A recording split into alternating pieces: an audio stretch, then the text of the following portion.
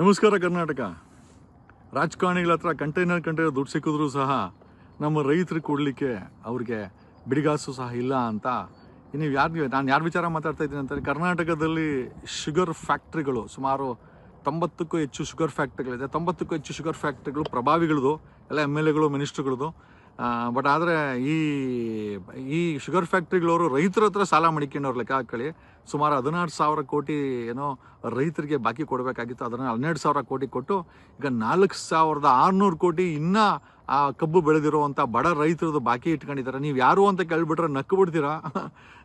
ಕರ್ನಾಟಕ ರಾಜ್ಯ ಸರ್ಕಾರದ ಸಚಿವೆ ಲಕ್ಷ್ಮೀ ಹೆಬ್ಬಾಳ್ಕರ್ ಒಡೆತನದ ಶುಗರ್ ಫ್ಯಾಕ್ಟ್ರಿಯಿಂದ 56 ಕೋಟಿ ಏನೋ ಇವ್ರಿಗೆ ಏನೋ ರೈತರಿಗೆ ಬಾಕಿ ಇದೆ.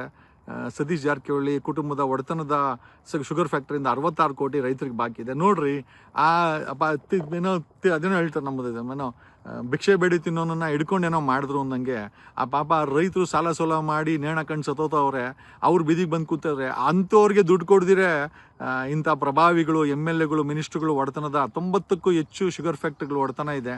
ಈ ಶುಗರ್ ಫ್ಯಾಕ್ಟ್ರಿಗಳು ನಮ್ಮ ರೈತರಿಗೆ ರೈತರ ಹತ್ರ ಸಾಲಗಾರರಾಗಿ ನಿಂತ್ಕೊಂಡಿದ್ದಾರೆ. ನಿಜವಾಗ್ಲೂ ಇದು ತಮಾಷೆನ ಅಥವಾ ಇವರೆಲ್ಲ ನೌಟಂಕಿಗಳ?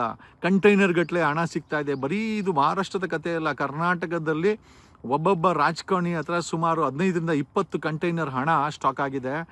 ಆಮೇಲೆ ಇನ್ನು ಕೆಲವ್ರ ಹತ್ರ 100 ಕಂಟೈನರ್ಗಳ ಹಣ ಸ್ಟಾಕ್ ಆಗಿದೆ. ಹಣನ ಜಾಸ್ತಿ ಆದಾಗ ಏನು ಮಾಡ್ತಾರೆ ಇವರೆಲ್ಲ ಅಂತಂದರೆ, ಚಿನ್ನವನ್ನು ಪರ್ಚೇಸ್ ಮಾಡಿ 1 ಕೋಟಿ ರೂಪಾಯಿಗೆ ಒಂದೇ ಒಂದು ಬಿಸ್ಕೆಟ್ ಸಿಗುತ್ತೆ, 1.5 ಕೋಟಿಗೆ.